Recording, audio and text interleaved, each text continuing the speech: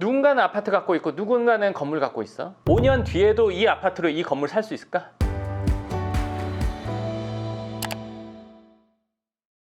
반갑습니다. 황소장입니다. 오늘은 이전의 영상 댓글에 대한 답변을 해드릴 텐데요. 맥리라는 분이 궁금한 것이 있어 댓글 추가합니다. 의사가 아닌 일반 직장인 40대 중반이 자산 증식이 최우선 목적일 경우, 1주택일 경우 주택을 팔고 건물 투자를 하는 것이 맞을까요? 세부 내용, 연소득 세후 1억, 주택 매매 시 실탄 10, 15억 정도 마련됨, 다른 빚은 없고 투자를 위해 월세를 살 수 있음. 황 소장님 영상 7분에 보면 1주택이고 비과세 요건 맞춘다면 집을 파는 것이 맞다라고 되어 있는데 이런 조건의 직장인인 경우에도 하는 게 맞는지 궁금합니다. 결론만 얘기해드리면 전 이 상황이라면 하는 게 맞다고 생각합니다. 제가 이게 하는 게 맞다고 하지만 좀 애매한 게 뭐냐면 40대 중반 남자분이면 결혼을 했을 가능성이 크겠지. 네, 아무래도. 그럼 이제 자녀가 있을 가능성도 크고, 그러니까 이 두 개로 나눠서 얘기해 드릴게요. 아예 싱글일 경우, 이쪽인 경우. 근데 아예 싱글이면 하는 게 맞다고 생각해요. 그러니까 그 정도 괜찮은 건물을 찾았을 때 그 건물이 우량하고 괜찮다는 전제하에 얘기하는 거예요. 그러니까 싱글이고 혼자라면 좀 하는 게 맞다고 생각해요. 월세 살 수 있다면. 그리고 그 건물 조그만 부분에서 뭐 혼자 살기에 충분한 정도라고 생각을 합니다. 자산 증식을 위해서라면. 근데 예를 들어 결혼했어요. 자녀가 있어요. 자, 그러면 이 결정을 혼자 할 수 있는 경우가 극히 드물어요. 배우자의 동의가 있어야 돼요. 동의가 없이 진행하면 뭐가 되죠? 네, 싸움이 됩니다. 네, 그리고 이제 자녀들의 동의도 어느 정도는 필요할 때도 있어요. 그리고 자녀들이 초등학생이냐, 중학생이냐, 고등학생이냐, 아니면 미취학 아동이냐 이거에 따라서 이거 옮길지 말지 이걸 아내분이 그거에 대해서 상당히 중요하게 생각하기 때문에 자산만 생각한다면 이쪽으로 가는 게 맞아요. 그 건물이 괜찮다는 가정하에. 이게 왜 그러냐면 지금 집이 얼마짜리 집에서 사시는지 제가 잘 모르겠어요. 그러니까 매매 시 10억에서 15억 정도 실탄 10억, 15억 정도가 준비된다고 하는데 그 집이 얼마짜리인지 모르겠는데 내가 건물을 넘어간다면 15억이라고 그냥 할게요. 15억인데 집이 예를 들어서 뭐 20억짜리다. 그럼 내가 15억 가지고 20억짜리 건물 사는 거면은 뭐 그거는 입지적으로 뭐 아파트가 더 뛰어나다. 그럼 갖고 있는 게 맞을 수 있어요. 근데 내가 15억 가지고 건물을 살 때는 적어도 45억, 50억짜리 사겠다. 이거 건물이 괜찮다는 가정하에 건물로 무조건 넘어가는 게 맞아요. 이거는 제가 다른 영상에 얘기했듯이 20억, 20억짜리 10% 오르고 50억짜리 뭐 10% 오르면 금액이 다르잖아요. 자산 증식의 차이가 크단 말이에요. 자, 그리고 하나 더 얘기해 드릴게요. 자, 20억짜리 아파트 있다고 칠게요. 지금 어딘가에 50억짜리 건물이 있다고 칠게요. 5년이 지났다고 할게요. 자, 이게 아파트랑 건물이 5년 뒤에 얼마가 됐는지 내가 얘기하지 않았어? 그러면 누군가는 아파트 갖고 있고 누군가는 건물 갖고 있어. 5년 뒤에도 이 아파트로 이 건물 살 수 있을까? 없을 것 같습니다. 자, 그러면 5년 뒤에 이 건물 갖고 이 아파트 살 수 있을까? 네.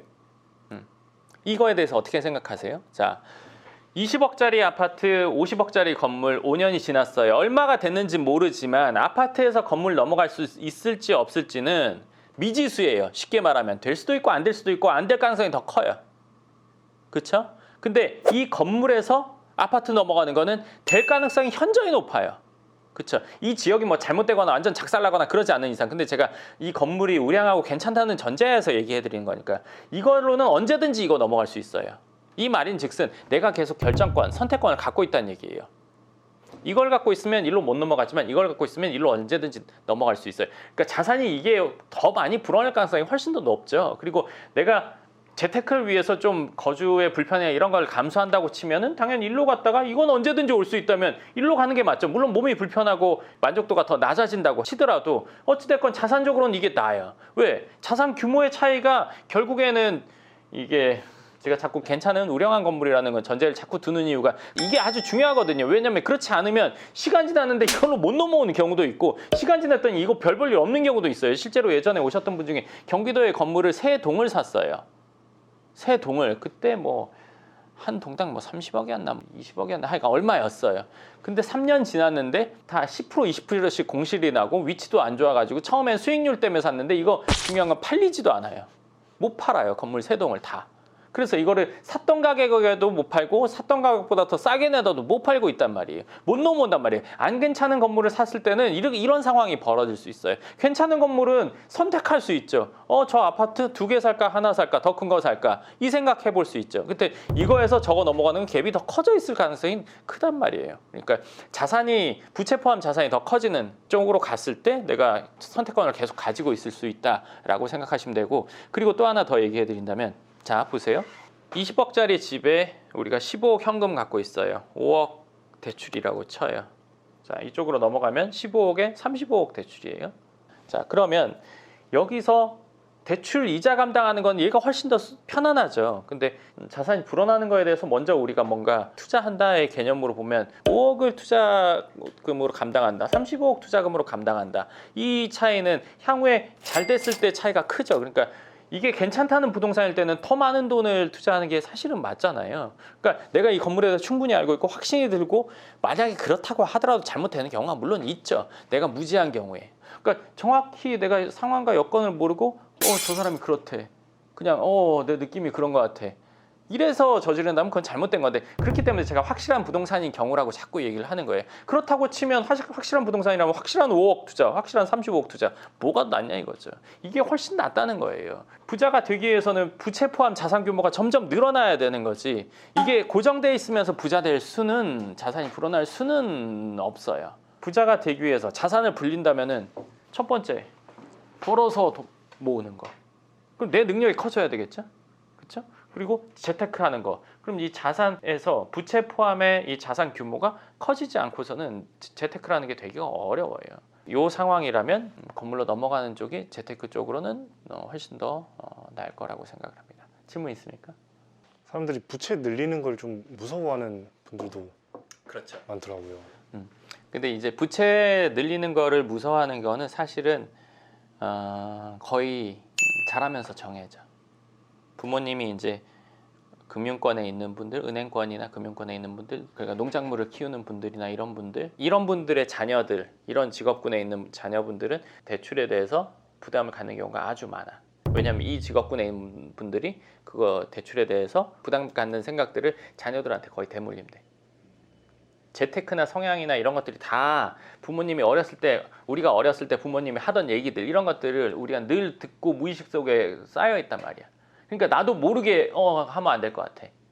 예를 들어서 누군가의 집은 사업가 집안이란 얘기가 있잖아. 의사 집안, 이게 뭐야? 유전자도 물론 있을 거고 뭐도 있을 거고 음악가 집안 이런 것도 다 있을 건데, 어렸을 때부터의 가정교육, 그게 다르다는 거지. 대출이라는 거에 대해서 안 좋게 부담되고 막 그거 갖고 부모님이 옥신각신하는 것만 들어왔어. 그럼 대출, 그거 하면 안 돼. 우리 부모님이 싸웠어. 물론 이렇게 생각하진 않지만 그거에 대한 부담감을 100% 가사. 재테크에 대해서 무서워하는 것도 비슷한 거겠네요. 그렇지. 재테크 하면 큰일 나. 다 뭐 잘못돼. 이런 생각 갖고 있는 분들도 있거든. 네. 근데 그게 이제 부모님의 생각들이 거의 오는 거지. 그러니까 이게 참 무서운 게, 생각해 보세요. 이 영상 보시는 분들 자녀가 있다면 본인의 생각이 거의 자녀에게 대물림되는 경우가 아주 많아요.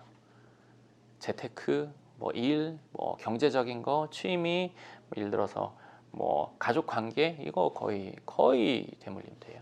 내가 불평 불만, 세상 잘못됐어, 이 얘기를 하고 살면 이 아이가 내 나이쯤 됐을 때 내 생각을 갖고 있단 말이죠. 되게 무서운 일이지. 그러니까 내가 지금 어떻게 해야 되냐 이거지. 내가 행복하기 위해서, 내가 잘 살기 위해서, 내가 즐겁기 위해서 뭔가를 하는 거, 이거 물론 중요한데, 자녀가 있다면 얘한테 너 이거 하지 마, 이거 해가 아니라 내가 그걸 얘한테 하라는 걸 해야 되고 하지 말라는 거 안 해야 된다니까. 엄청 피곤한 일이겠죠. 엄청 피곤해. 우리 어렸을 때 다 경험해봤잖아요. 엄마 아빠는 TV 보면서 왜 나한테 공부하래. 아니 이게 이해가 안 가는 거잖아요. 아이일 때, 야 엄마 아빠도 어릴 때 공부했어 다. 너도 지금 그거 하는 거야. 하지만 그게 믿긴다 안 믿긴다? 안 믿긴다. 네. 아빠는 지금 막 TV 보는데 왜 나보고만 하라고 하지? 그쵸? 그러니까 애들이 안 하는 거잖아요. 뺀질뺀질 하는 거잖아요. 저건 누굴 닮아서 하지만 날 닮았네. 무슨 말인지 알지? 경험해봤잖아. 우리 대부분의 사람들이 그걸 경험해봤을 거란 말이에요. 대부분의 사람들이. 물론 정말 특이한 애가 태어나기도 해요. 근데 그 아주 특이한 경우를 갖고 나는 안 해도 얘는 할 거야, 이렇게 생각할 수는 없잖아요. 그렇죠? 네. 그러니까 내가 뭔가 생각하고 행동하고 하고 있는 것들, 개념을 갖고 있는 것들, 이게 자녀가 물려받게 된다는 거, 좀 참 무서운 일이라고 생각합니다. 네, 좋습니다. 그럼 오늘 영상 여기 영상 그 댓글에 대한 답변으로 하고요. 또 다음번 영상에서 뵙도록 하겠습니다. 감사합니다.